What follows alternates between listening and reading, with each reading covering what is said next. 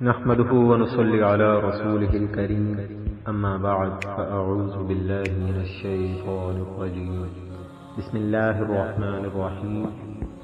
میرے محترم سامعین مکرم عزیزان احباب، آپ کا میزبان حافظ محمد عمر آپ کے اپنے چینل نماز اور قرآن ذریعہ نجات کے ساتھ آپ کی خدمت میں حاضر ہے۔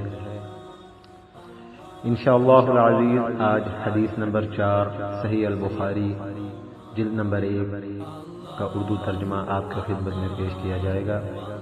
حدیث ملاحظہ فرمائیے۔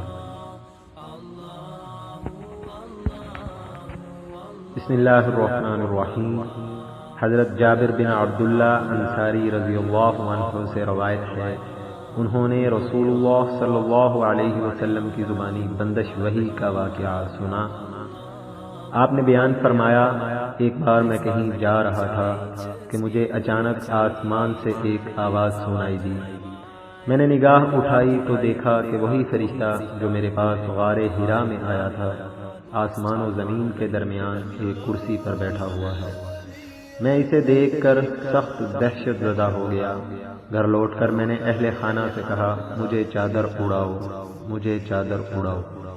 انہوں نے مجھے چادر اڑا دی۔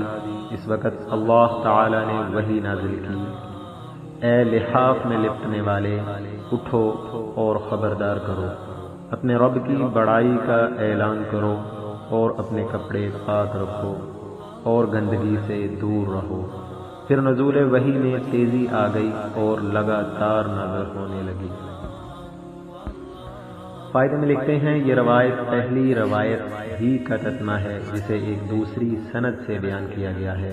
پہلی سند حضرت عائشہ رضی اللہ عنہا تک حضرت عروہ رضی اللہ عنہ کے واسطے سے پہنچتی ہے، جبکہ اس روایت کی سند حضرت ابو سلمہ بن عبد الرحمن رضی اللہ عنہ کے واسطے سے حضرت جابر رضی اللہ عنہ تک پہنچتی ہے۔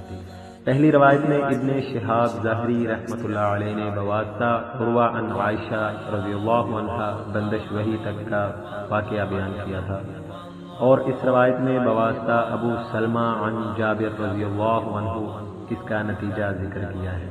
صدق اللہ العظیم وآخر الدعوانا ان الحمد للہ رب العالمین۔ السلام علیکم ورحمۃ اللہ وبرکاتہ۔